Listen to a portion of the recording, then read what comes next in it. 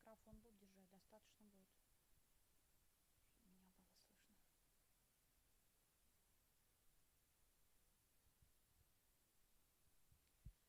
Здравствуйте, уважаемые абитуриенты! Мы начинаем с вами консультацию по русскому языку в преддверии вступительного экзамена соответствующего.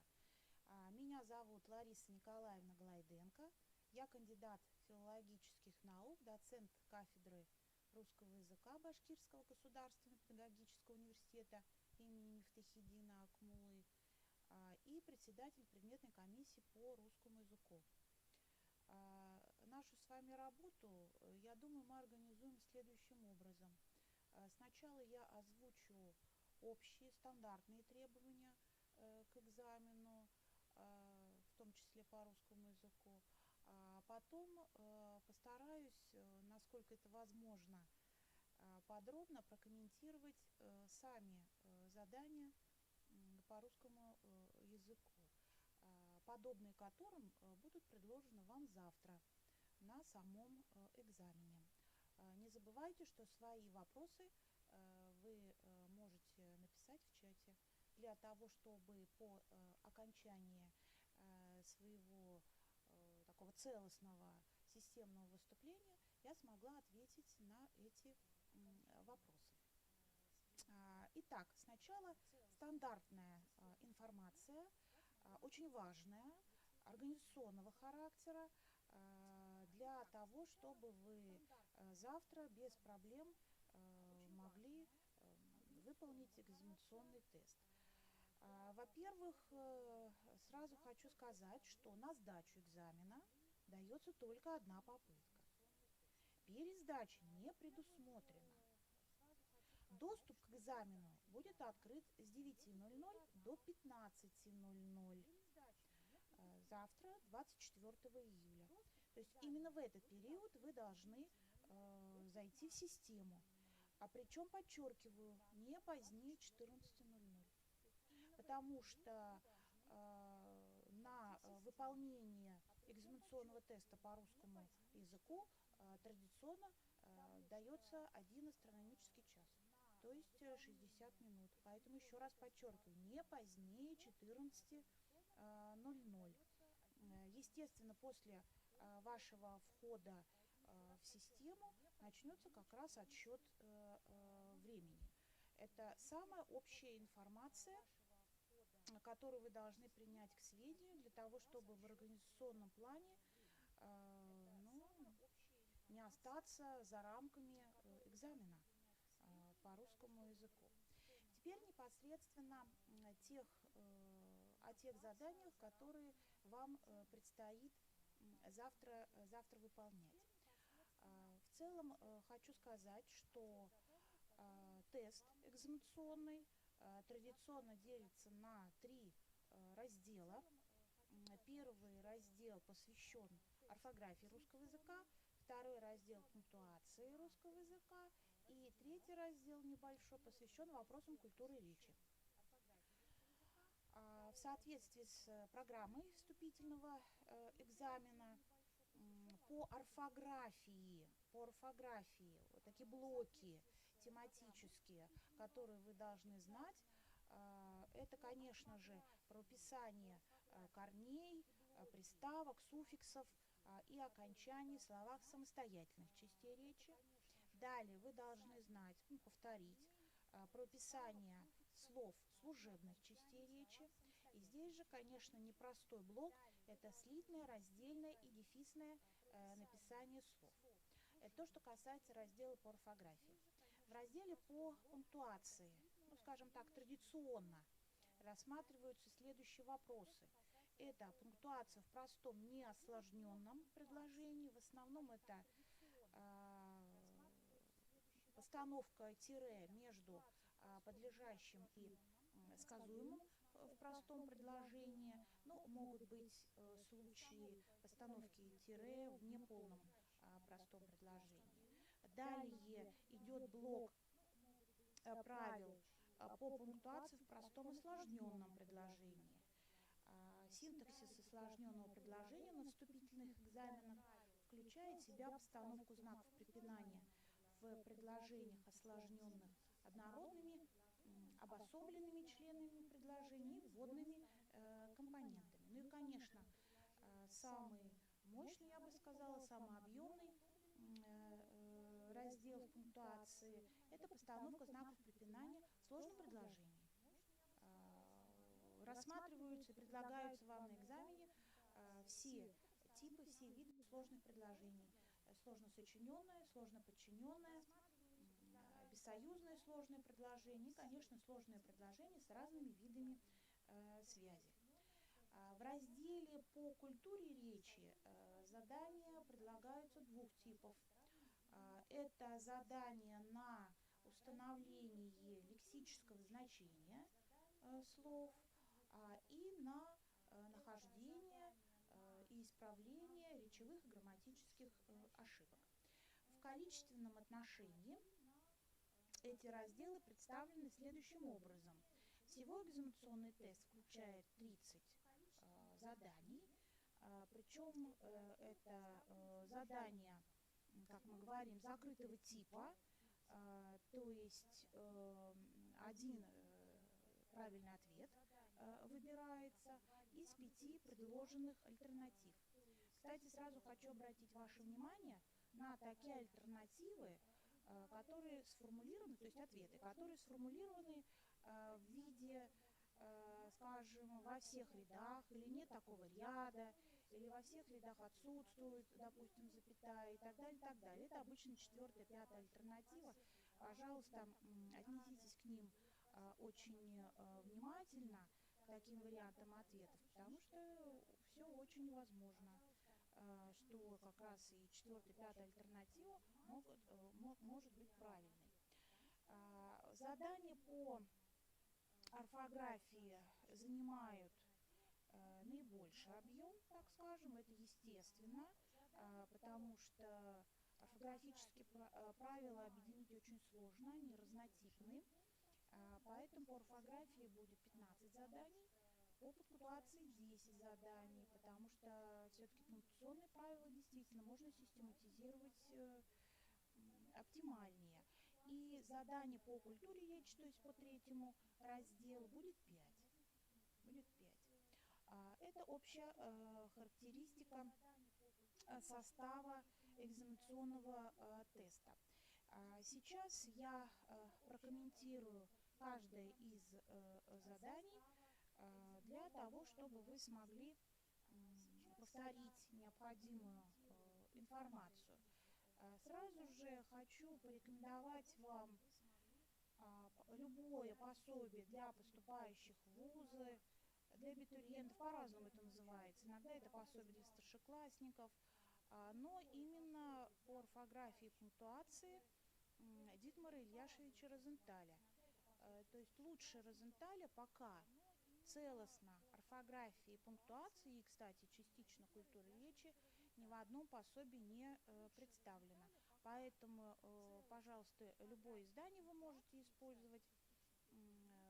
Все его книги переиздаются, иногда добавляются авторы, которые что-то корректируют, возможно, в этих пособиях, но не принципиально. Вы выберите тот вариант пособия, в котором представлены не только упражнения, но обязательно как раз правила. У Розенталя, чем вообще хороши его книги, очень хорошо, объемно, полно представлены все случаи исключения. Не во всех учебниках это можно найти, у Розенталя это есть. Дальше, если будет возможность, посмотрите справочник по литературному редактированию, тоже Дитмара Ильяшевича Розенталя. Это может вам пригодиться при выполнении последнего блока заданий по культуре речи. Итак, приступим к комментарию экзаменационных заданий. Первое задание типовое, стандартно построено по такому принципу, что необходимо выбрать ряд слов, в которых пишется одна и та же буква. одна и та же буква. Обычно в первом задании представлены слова с непроверяемыми гласными, или по-другому словарными словами. Поэтому здесь, конечно, потребуются ваши знания словарных слов. Заодно, конечно, проверяется ваш лексикон, то есть если в вашей лексической, скажем так, памяти те или иные слова, потому что если вы какого-то слова вообще не знаете, то, наверное, вам все равно, как оно пишется, через букву О или через букву А. Поэтому задание не совсем простое, я бы сказала. Но вместе с тем сразу хочу подчеркнуть, что тест для вступительного экзамена не включает в себя ничего такого, чего бы не было в школьной программе. То есть этот тест полностью соответствует школьной программе по русскому языку. И даже те словарные слова, которые будут предложены в первом задании по орфографии, они тоже изучаются в школе, представлены вот в этих рядах словарных слов. Во втором задании вам, чтобы выполнить второе задание, вам необходимо будет уметь разграничивать три орфограммы.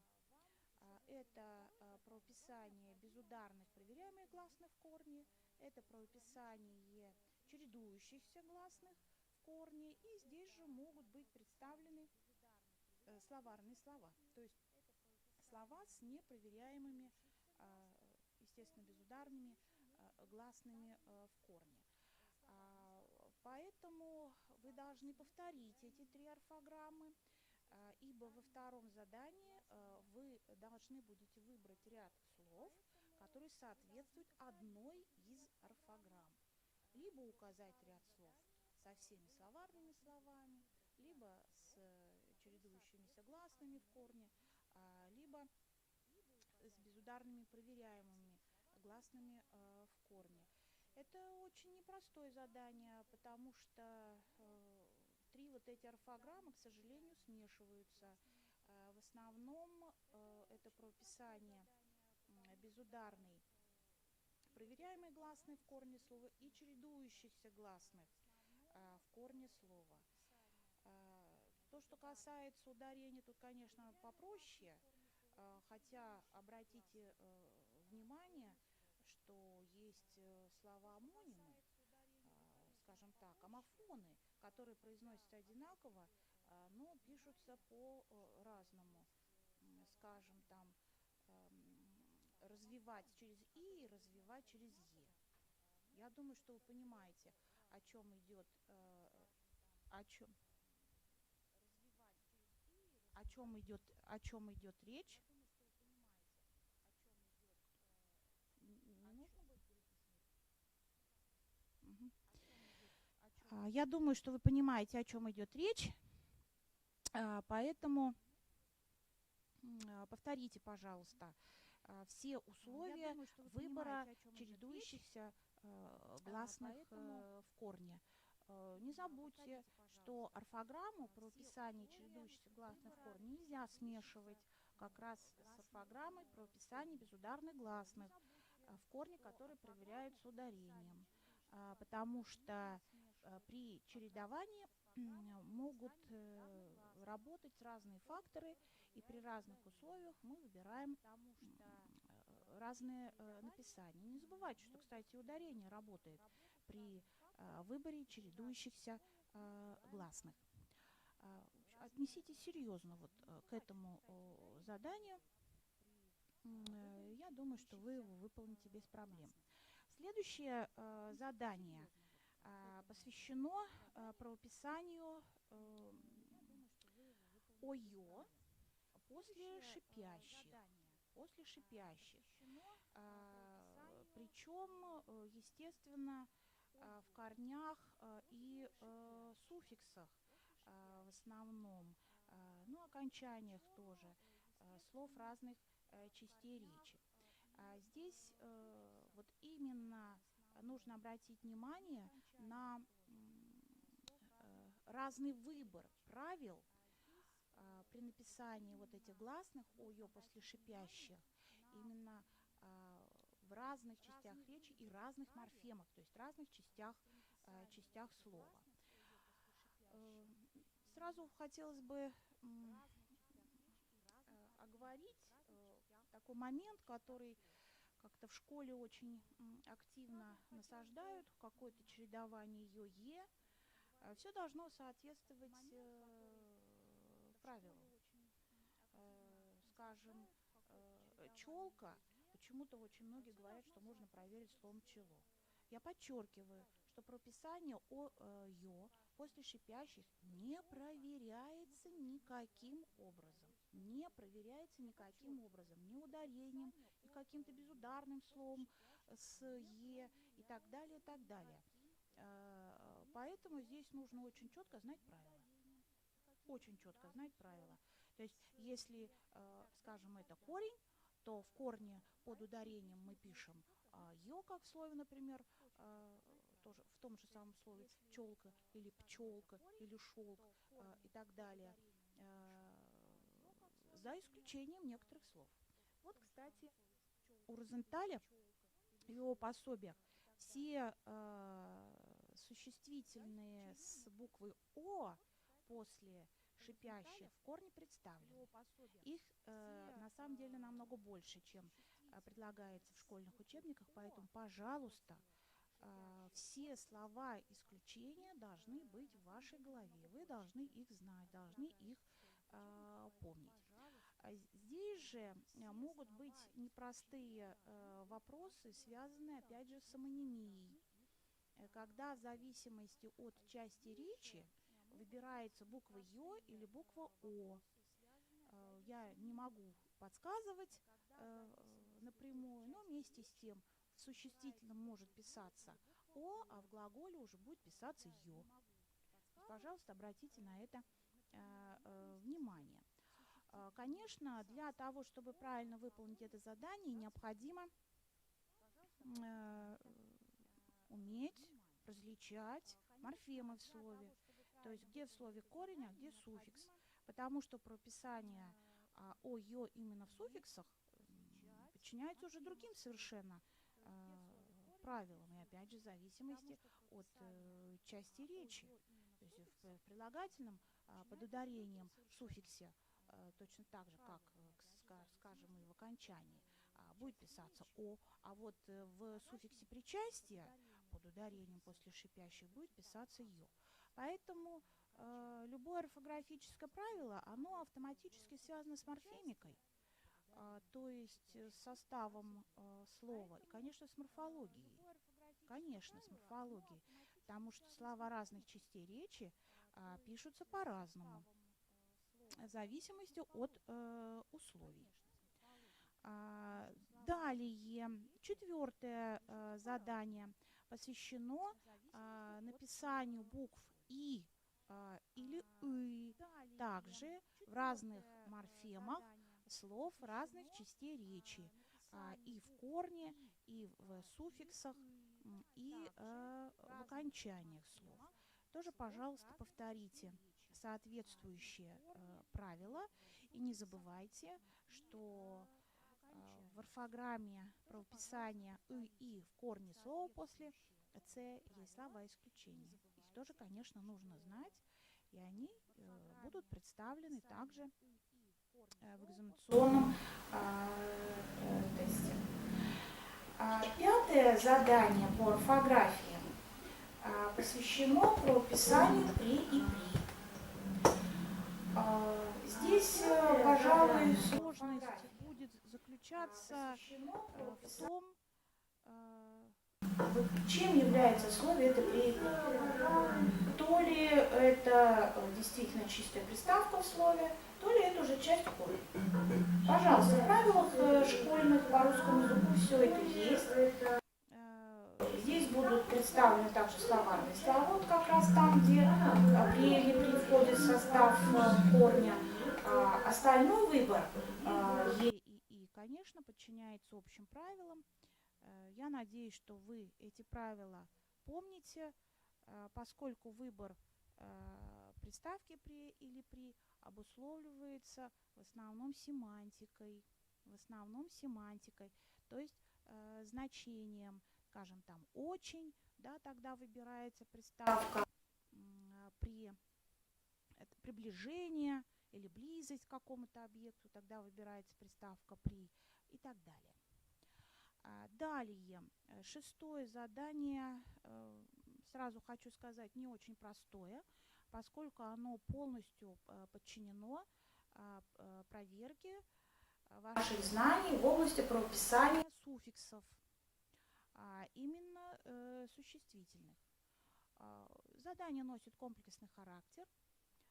Суффиксы здесь могут быть и еньк, оньк, и иц, ец, и ич, еч, ик, ек, инк и так далее, и так далее. То есть здесь нужно просто в учебнике, в справочнике посмотреть соответствующий раздел правописания суффиксов существительных и повторить соответствующие правила. Дальше. Седьмое задание по орфографии посвящено правописанию окончаний имен существительных. Либо «е», либо «и». Как ни странно, кажется, орфограмма очень простая, но бывает очень много ошибок, поэтому обратите внимание на выбор соответствующих окончаний, которые зависят от падежа, естественно, и, напомню, от склонения имен существительных.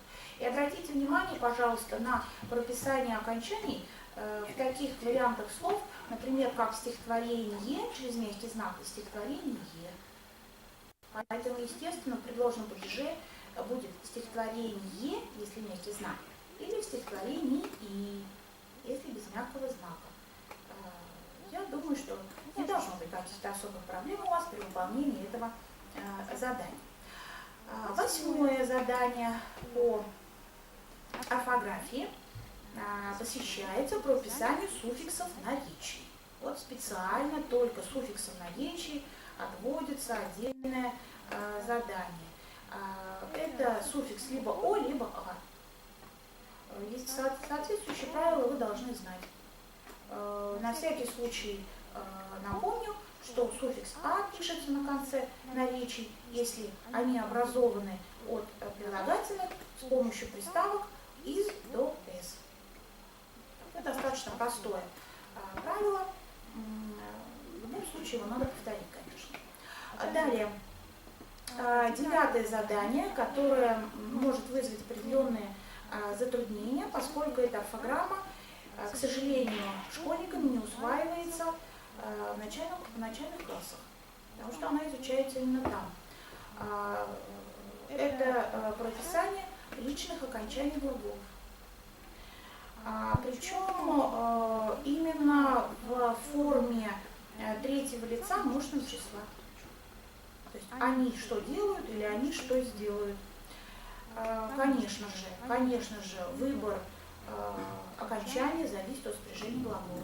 Значит, вам нужно хорошенько повторить, какие глаголы относятся к первому спряжению, какие глаголы относятся к второму спряжению, и обязательно повторить исключения, глаголы исключения. Подчеркну, что их на самом деле чуть больше, чем предлагается в школьной программе по русскому языку, поэтому в горизонтали вы найдете эти глаголы. Далее, десятое задание по орфографии комплексного характера. Здесь объединяются слова разных частей речи, и существительные, и наречия, и глаголы, в которых либо пишется, либо не пишется мягкий знак. То есть это задание на прописание в словах мягкого знака. Соответственно, повторить нужно будет орфограммы, которые связаны с разными частями речи. Особенно, я думаю, с наречиями, хотя, как правило, 3 слова исключения, я имею в виду наречия, которые не пишутся с мягким знаком, все-таки обычно абитуриенты помнят, уж замуж не стерпешь. Да? А относительно существительных, там нужно, конечно, повторить орфограммы, ну, я думаю, что особого труда это не вызовет. Следующее, 11-е задание, пожалуй, одно из самых непростых, поскольку оно посвящено слитному, раздельному или дефисному написанию существительных, прилагательных и служебных слов и так далее. Опять же, слова предлагаются не какие-то особенные, ну, я бы сказала, вычурные слова, все из школьной программы, поэтому вам нужно повторить правила дефисного написания существительных, дефисного написания прилагательных, ну и на всякий случай наречий и служебных слов, включая, ну, в школьной программе они называются вводные слова, включая вводные слова. Ну, по большому счету, я не думаю, что это задание вызовет очень много каких-то трудностей, если вы уже это знаете, ну, если подзабыли, то повторите. 12-е задание полностью посвящено правописанию служебных слов. Это слова омонимы, то есть либо это предлог, союз, то есть служебное слово, либо это самостоятельное слово с каким-то служебным, то есть существительное там, с предлогом и так далее. Таких заданий очень много в школе предлагается, по крайней мере, повторите, все-таки особенно, специально повторите правописание вот этих слов тоже так же, когда они пишутся слитно, когда это все-таки два слова же пишется отдельно. Здесь, конечно, вы должны иметь в виду вот эту амонимию служебных слов и самостоятельных слов с служебными словами. Далее, 13-е задание по орфографии связано с правописанием непроизносимых согласных в слове. Естественно, где они пишутся, где они не пишутся. Пожалуйста, повторите самое элементарное правило, как, скажем, в слове «местность» непроизносимый согласный проявляется словом «место» и так далее, и так далее. Ну, могут быть, конечно, такие великолепные слова, как сверстник и ровесник, поэтому обратите на них внимание. В школе, собственно, на них всегда обращают внимание, на эти два слова, то есть в каком из них пишется «т», в каком из них не пишется «т». Слова, опять же, типовые из школьной программы, поэтому я надеюсь, вы выполните это задание успешно. 14-е задание по орфографии.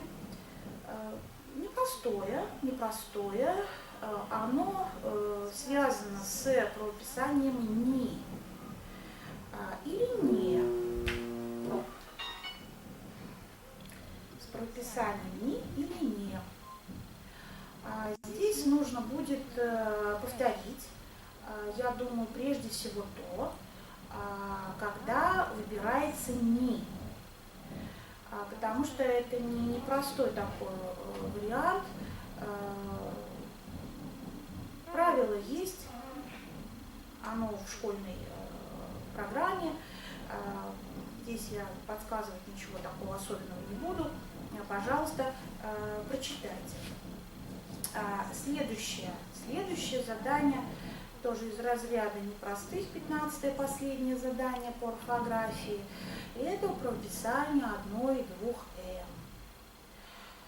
«м». В разных частях речи, в основном, конечно, в суффиксах прилагательных или причастий.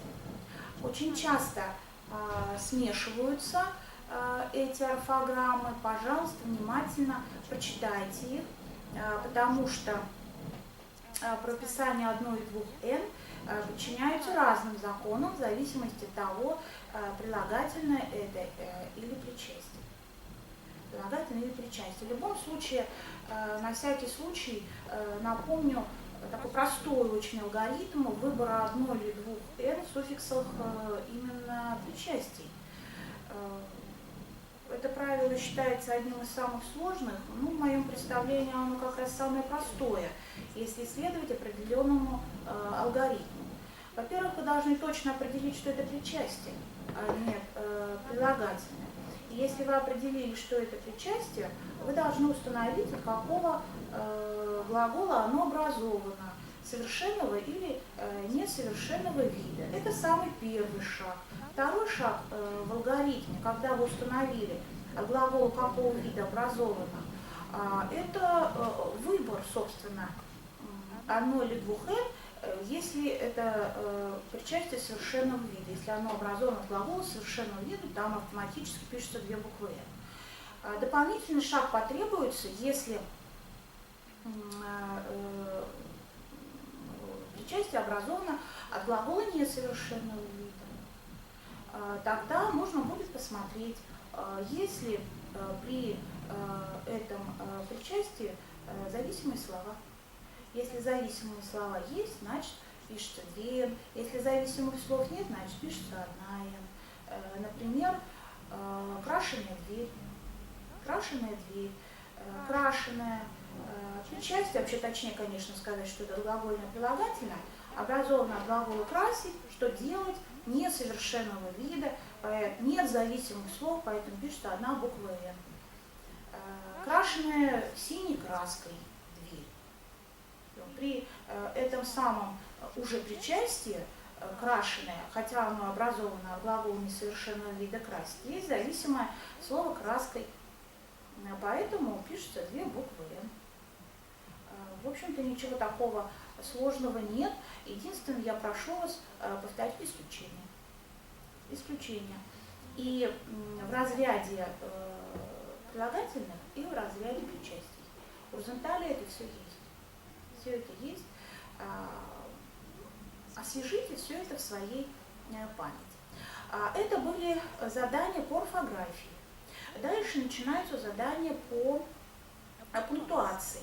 И первое задание по пунктуации, то есть оно будет под номером 16, посвящено постановке тире в простом, неосложненном предложении. Тоже правило стандартное. Я единственное хочу обратить ваше внимание на то, когда тире не ставится между подлежащим и сказуемым. Вот именно на эти моменты обратите особое внимание. Я думаю, что это задание вы выполните без ошибок. Далее в 17-м задании по пунктуации вы должны будете выбрать предложение, где допущена ошибка или, скажем, наоборот, нет ошибки при однородных членах предложения. Причем особое внимание обратите, пожалуйста, на предложения, в которых однородные члены соединены повторяющимся союзом, или если при них есть обобщающие слова. Вот, пожалуйста, обратите внимание. На всякий случай напомню, что если обобщающее слово стоит перед блоком однородных членов, то там ставится двоеточие. Если после блока однородных членов тире, ну и там есть соответствующая комбинация, когда есть и тире, и двоеточие. Все это тоже школьная программа, школьное правило. Пожалуйста, повторите. 18-е задание связано с постановкой знаков препинания при обособлении определений. При этом подчеркну, что обособленное определение может быть выражено не только причастным оборотом, но так называемым диктивным оборотом, то есть прилагательные зависимыми словами. Ну и не забывайте, что определение может быть еще и не согласованным. То есть в рамках школьной программы все эти случаи рассматриваются. Пожалуйста, почитайте. В 19-м задании по пунктуации, уже требуется выбрать правильный вариант или неверный вариант постановки знаков препинания при обособлении обстоятельств. В основном, конечно, тех обстоятельств, которые выражены деепричастными оборотами. Здесь не забывайте, пожалуйста, про фразеологизмы, да? Такая тонкость. Опять же, все в рамках школьной программы. Следующее задание не очень простое, 20-е по пунктуации. Оно связано с постановкой знаков препинания перед союзом «как». Поэтому особое внимание обратите на те случаи, когда перед «как» не ставится запятая. Ну, напомню, если реализуется значение в качестве и так далее. И наоборот, если союз «как» вводит обстоятельства со значением причины, то там запятые будут ставиться. Скажем, мне как молодому специалисту предлагается 3 года отработать в школе, при этом обязательно выплата денежная и так далее, и так далее.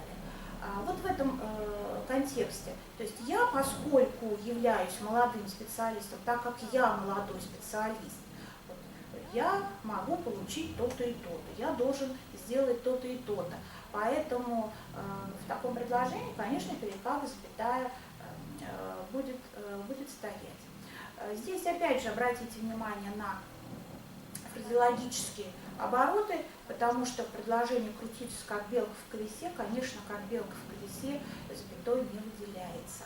Опять же, еще раз подчеркиваю, это школьная программа, ничего сверх того, что предлагает программа по русскому языку в школе, у вас в экзаменационном тесте не будет. Далее, 21 задание по пунктуации связано с постановкой знаков препинания при вводных компонентах. Вводные компоненты включают в себя, напомню, вводные слова, вводные словосочетания и вводные предложения. Тоже, пожалуйста, повторите соответствующие правила. Далее, с 22 задания начинается блок пунктуации в сложных предложениях. Отдельное 22 задание посвящено пунктуации в сложно сочиненных предложениях. Пожалуйста, обратите особое внимание на те случаи, когда перед союзом «и» в сложно сочиненном предложении запятая не ставится. На это обратите особое внимание. Далее, 23 задание связано с постановкой знаков препинания в сложно подчиненном предложении. Задание может быть построено по-разному. Скорее всего, вам необходимо будет сделать выбор в плане предложения с пунктуационной ошибкой или без пунктуационной ошибки, но именно в сложно подчиненном предложении. Поэтому здесь, конечно же, нужно обратить внимание на те случаи, когда придаточная часть находится внутри главной. И когда придаточная часть присоединяется к двойным союзам. Не забывайте, если используется «то», да, то там могут быть определенные особенности. Все это прочитайте, пожалуйста, повторите. Обратите также внимание на случаи отсутствия знаков препинания между однородными придаточными предложениями. Прочитайте. Я думаю, что проблема это задание не должно у вас вызвать. 24 задание посвящено постановке знаков препинания в бессоюзном сложном предложении. Напомню, что самым сложным, пожалуй, является выбор двоеточия или тире. На фоне того, что сейчас в современной печатной литературе, скажем так, двоеточие практически вытесняется, и там, где должно стоять двоеточие, чаще всего мы даже у маститых авторов, литераторов можем увидеть тире, пожалуйста, еще раз прочитайте правила, когда ставится двоеточие, когда ставится тире. На всякий случай напомню вам вспомогательные приемы, которые действительно помогают выбрать знак двоеточие или тире ставится в бессоюзном сложном предложении. Прием очень простой, это подстановка союза, мысленная подстановка союза. Если между простыми предложениями в составе сложного вы можете поставить союз потому что, так как, ибо, поскольку, значит реализуется в предложении значение причины, значит мы должны выбрать, конечно же, двоеточие. Если вы можете трансформировать сложное бессоюзное предложение в сложно подчиненное предложение с придаточным изъяснительным, то есть поставить союз «что», значит, снова мы должны выбрать двоеточие. Опять же, если вы можете поставить пояснительный союз «а именно», то есть со значением пояснения, тоже должны выбрать двоеточие. Такие же приемы существуют при постановке тире в тексте. Я думаю, там труда не составит особого, там обычно подставляются сложно сочиненные предложения. Повторите, пожалуйста, потому что в основном здесь, в этом задании 24-м, в бессоюзном сложном предложении нужно будет определить, где ставится двоеточие, а где ставится тире. Я думаю, что мы не должны забывать об этих правилах, даже несмотря на то, что в печатной литературе, еще раз повторю, двоеточие игнорируются, точно так же, как в алфавите, к сожалению, игнорируются буквы Е. 25-е задание носит комплексный характер. Здесь нужно будет выбрать предложение, в котором либо есть пунктуационная ошибка или ошибки, либо их нет. Конечно, здесь будут представлены, как мы говорим, многочленные сложные предложения с разными видами связей. Поэтому нужно будет в этих предложениях увидеть, где сочинительная связь, где подчинительная связь, где бессоюзная связь, где двойной союз, где одиночный союз подчинительный и так далее. Ну, пожалуй, это задание может занять определенное время, поскольку все-таки многочленное предложение достаточно объемно само по себе. Поэтому будьте внимательны. Просто внимательнее читайте, не торопитесь. Я думаю, что для 30 заданий одного астрономического часа вам будет достаточно. Это уже проверено временем, опытом. Вы должны все успеть. Главное не торопиться. Далее с 26-го задания начинается блок культуры речи. Культуры речи. И одно из 5 заданий будет посвящено как раз определению лексического значения слова. Либо вы должны указать вариант, где лексическое значение указано правильно, либо наоборот должны выбрать тот ответ, где лексическое значение слова указано неверно. Каких-то супер новых слов, естественно, в этом задании нет. Оно проверяет ваш лексикон, то есть ваше знание лексики, именно лексики русского языка. И далее 27-го задания по 30-е, то есть по последние, вот 4 последних задания, они полностью связаны с, как мы говорим, речевой практикой, то есть нахождением и исправлением речевых или грамматических ошибок. Я сразу хочу сказать, что в самом широком смысле все-таки в этих заданиях используется термин «речевая ошибка». То есть подразумевается, что она включает в себя ошибку и грамматическую. Почему мы это сделали? Потому что в школе не всегда разграничивают речевые и грамматические ошибки. И более широкое понятие речевые воспринимается и усваивается школьниками легче и лучше, чем разграничивание ошибок. Хотя, конечно, их разграничивать необходимо. Но в данном случае мы идем навстречу нашим абитуриентам, поскольку та же самая грамматическая ошибка, она обнаруживается как раз в речи. Поэтому в основном будет использоваться термин, еще раз подчеркну, речевая ошибка, либо она будет каким-то образом конкретизирована.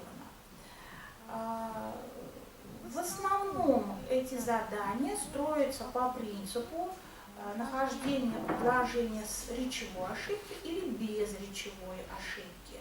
Или по принципу найдите, скажем так, предложение, в котором ошибка связана с неправильным употреблением слова, или с повтором слова, или с неправильным образованием грамматической формы слова и так далее, и так далее. Здесь будет небольшая конкретизация. В основном речевые и грамматические ошибки, заложенные вот в этом блоке, они тоже не выходят за рамки школьной программы, и некоторые из примеров могут быть даже вам знакомы из школьных учебников. Вот таким вот образом выглядит экзаменационный тест по русскому языку. Я постаралась достаточно подробно, естественно, не подсказывая вам напрямую, прокомментировать и разделы этого теста, и специфику отдельных заданий. Поэтому сейчас я буду смотреть, какие вопросы написали вы в чате, и буду на них отвечать по мере их поступления.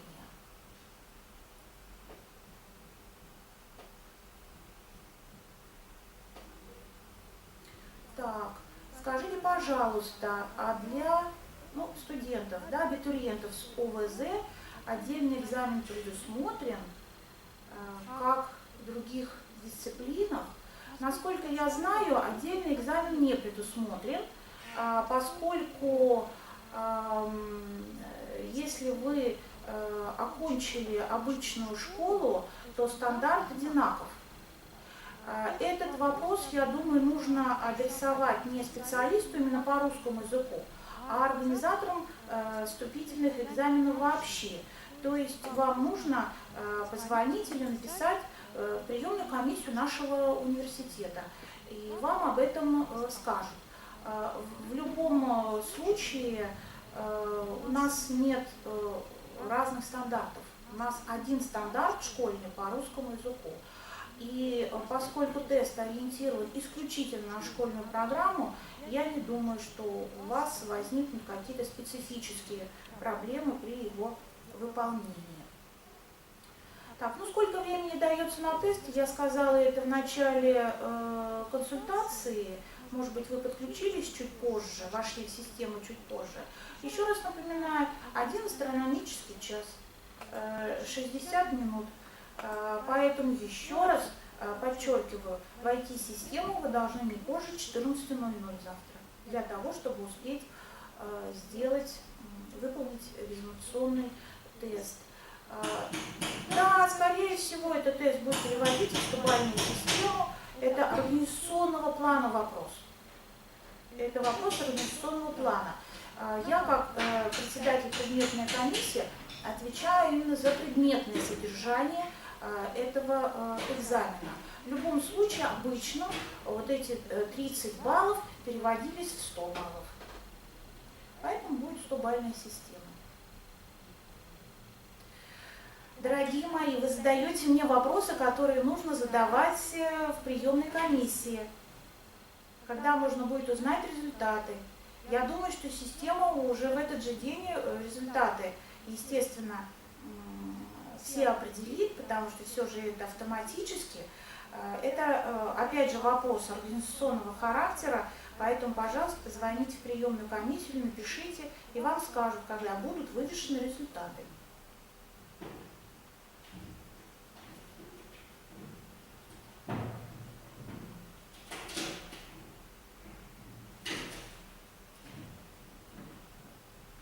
Пожалуйста.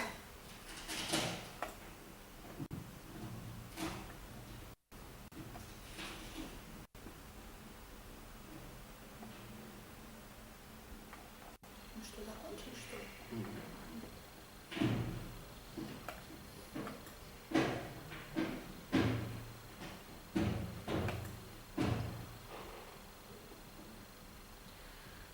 Так, просят меня повторить тему 7-го вопроса. То есть чему посвящен 7-й вопрос? Это вопрос по орфографии, и посвящен он правописанию окончаний существительных. Ели.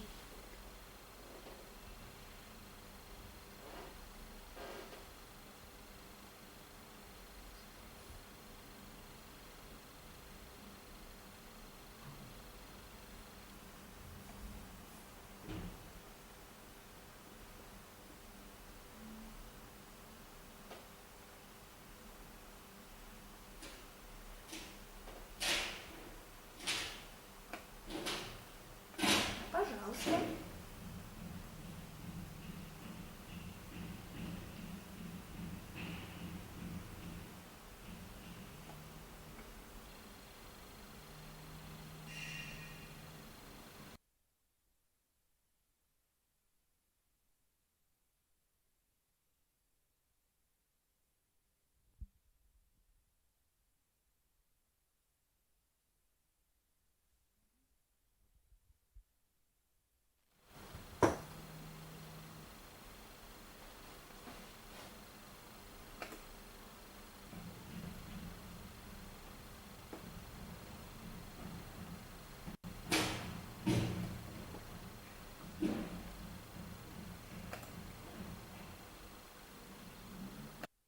Пожалуйста, я жду ваших вопросов.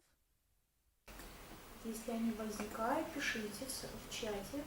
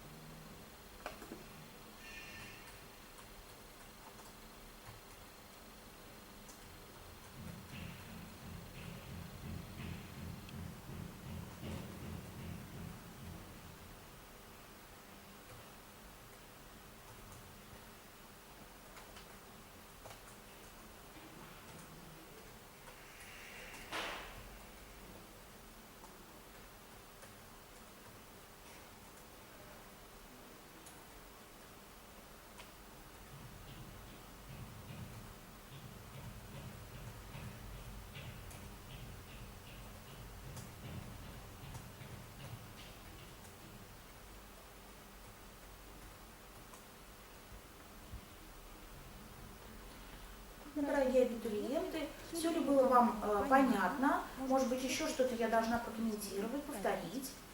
Пожалуйста, напишите свои комментарии в чате.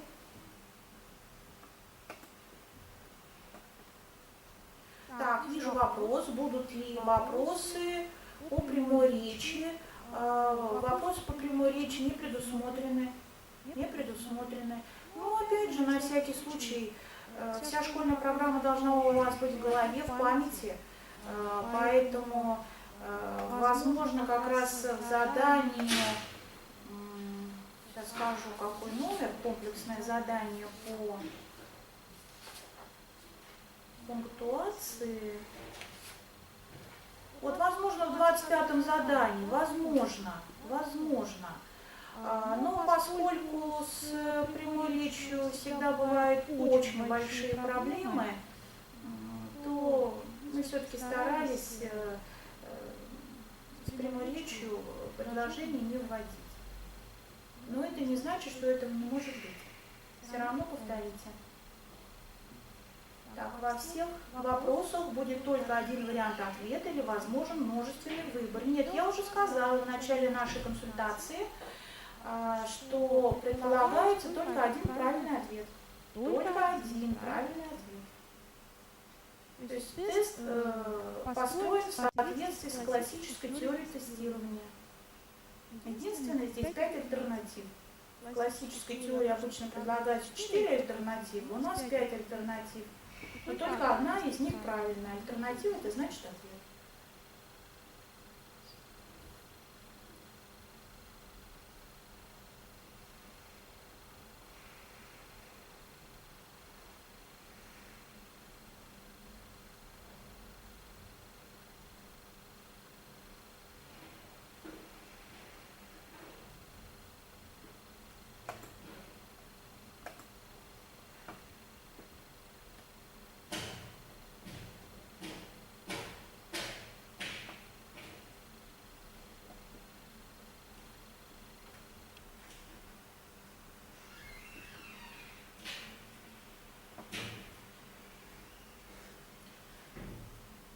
Уважаемые абитуриенты, насколько я знаю, запись консультации будет. Если вы что-то подзабудете, значит сможете ее еще раз посмотреть. Скажите, пожалуйста, а сложные будут задания вообще? Я не очень понимаю вашего вопроса, поскольку, комментируя задание теста, я все-таки старалась подчеркивать, какое задание будет посложнее, в чем сложность этого задания и на что нужно обратить внимание. Я просто не понимаю, что значит сложные задания вообще. Еще раз подчеркну, не более того, что есть в школьной программе. Если вы спрашиваете о вузовском уровне, конечно, не будет задания вузовского уровня, только школьного уровня.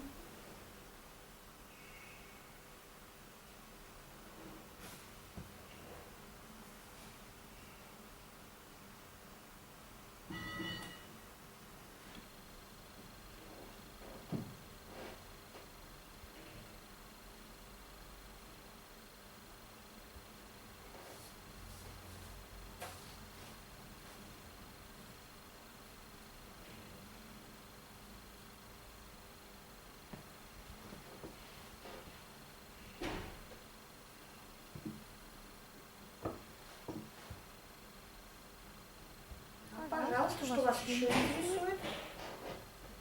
Да, пожалуйста, да.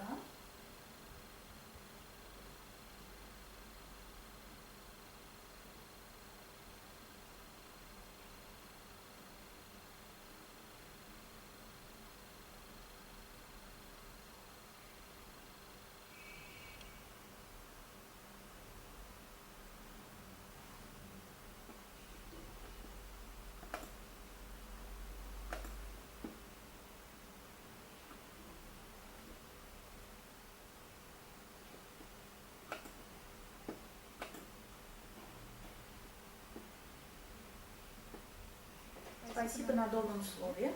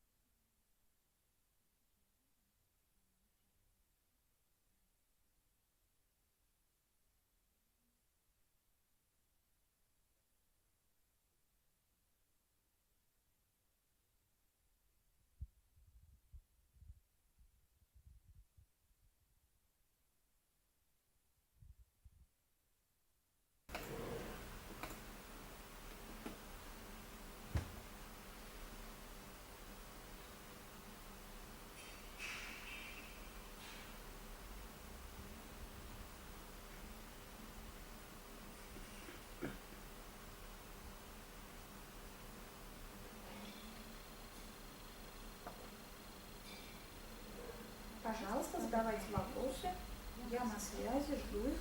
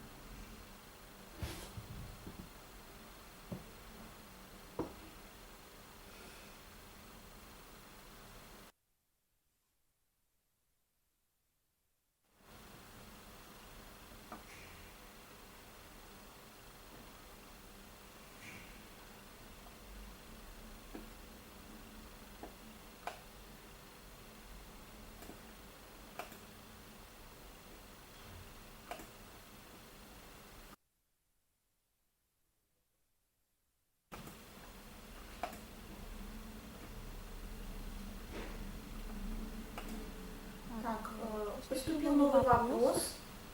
С одной и двумя «н» в заданиях будут ли краткие прилагательные причастия? Да, я еще раз подчеркиваю, что задание будет посвящено прописанию одной и двух «н» суффиксов прилагательных и причастий.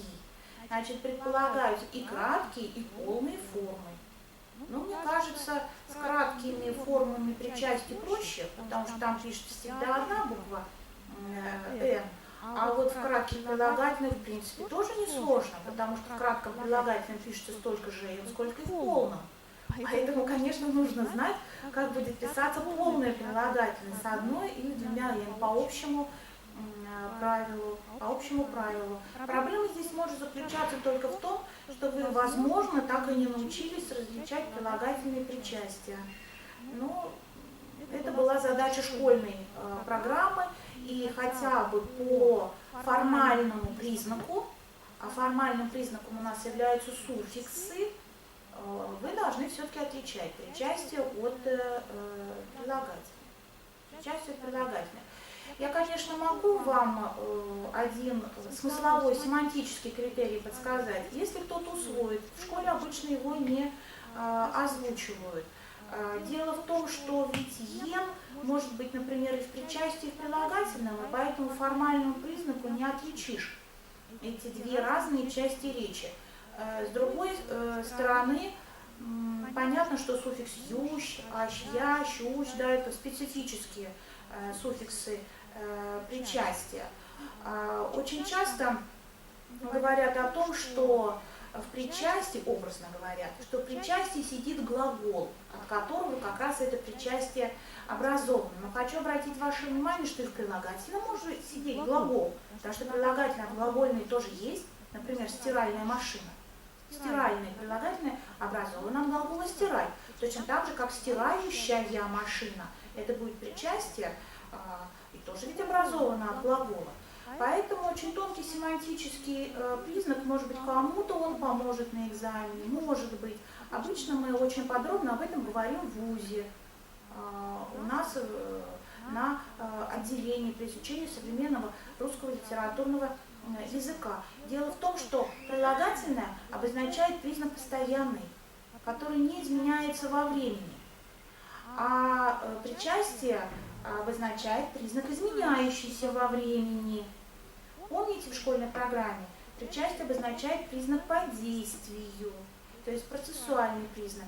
Поэтому стиральная машина, сломана она, не сломана она, так скажем, она предназначена для того, чтобы стирать. То есть стиральный – это признак постоянный, а вот стирающая машина, она стирает только когда ее включили. Стирает определенное время. Поэтому стирающая будет причастие. Ну так, для себя просто пример запомните. Стиральная машина прилагательное, стирающая машина причастие. Следующий вопрос. Для сдачи экзамена придет ссылка или необходимо через личный кабинет выйти на ссылку? Снова приношу свои извинения. Это организационного, такого технического плана вопрос. Я думаю, что нужно позвонить в приемную комиссию и спросить. Наверное, скорее всего, будет общий какой-то вход, потому что личная ссылка. В общем, я и не знаю. Честно скажу, что не знаю, потому что это вообще не входит в мою компетенцию. Я не отвечаю за технические вопросы, связанные с вашим входом в систему. Поэтому, пожалуйста, если у вас действительно есть сомнения, вопросы, пожалуйста, звоните сегодня в приемную комиссию, все уточняйте, чтобы завтра не было технических проблем. Что вы хотите сдать экзамен, у вас что-то там не получается в системе. Пожалуйста, сегодня все свои вопросы вот эти вот решите. Звоните в приемку.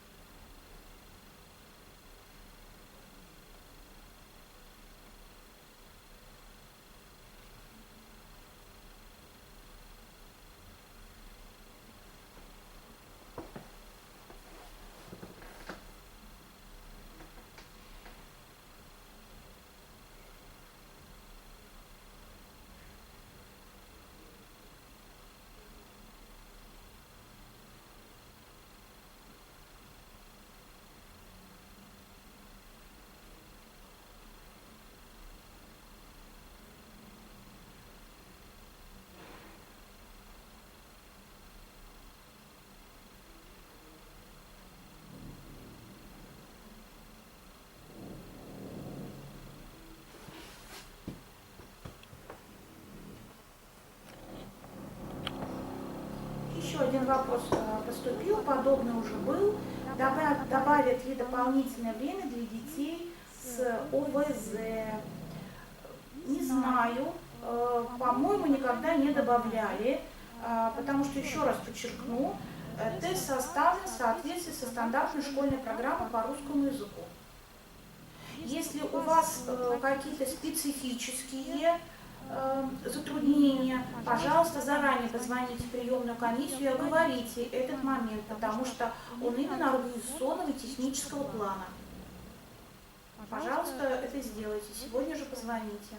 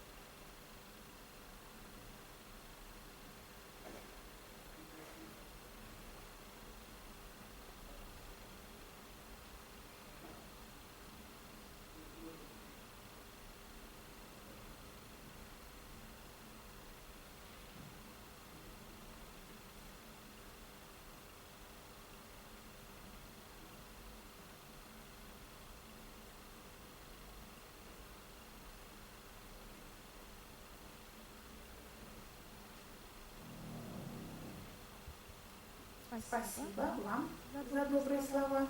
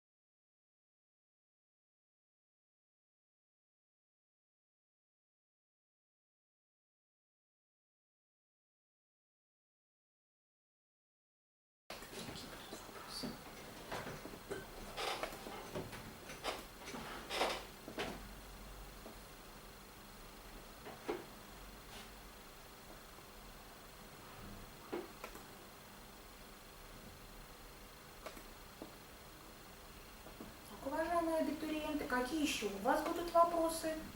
Может быть, что-то уточнить, еще что-то прокомментировать. Конечно, без подсказок прямых. Пожалуйста, пишите. Я на связи.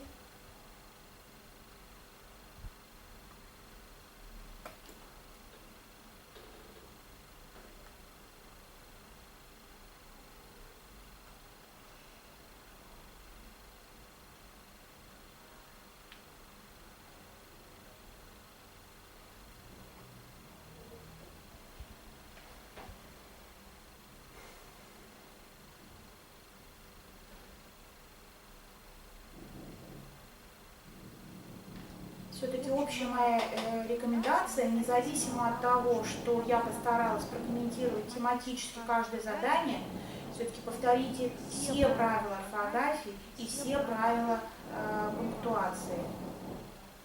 Потому что комплексный взгляд на орфографию и пунктуацию очень часто помогает выполнить правильно узкотематическое задание. Поэтому, мне кажется, имеет смысл повторить все-таки все, что дается у Тихомира Ильяшевича Розенталя. Это полезно. Это полезно.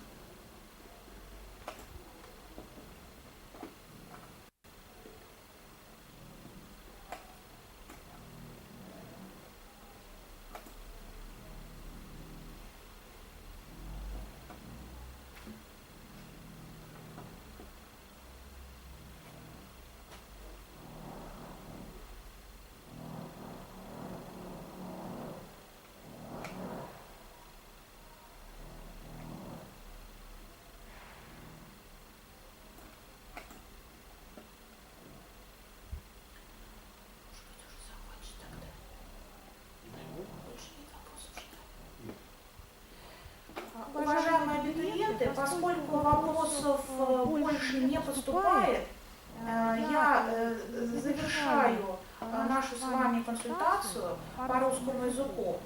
Еще раз напомню, что будет запись этой консультации. Какие-то комментарии вы сможете еще раз услышать. Если что-то подзабудете, что-то будет вам непонятно. Желаю вам всем завтра успешной сдачи экзамена, то есть успешно выполнить экзаменационный тест и поступить на тот факультет, в тот институт, куда вы планируете поступить, где вы планируете учиться. Желаю вам всем успехов. До свидания.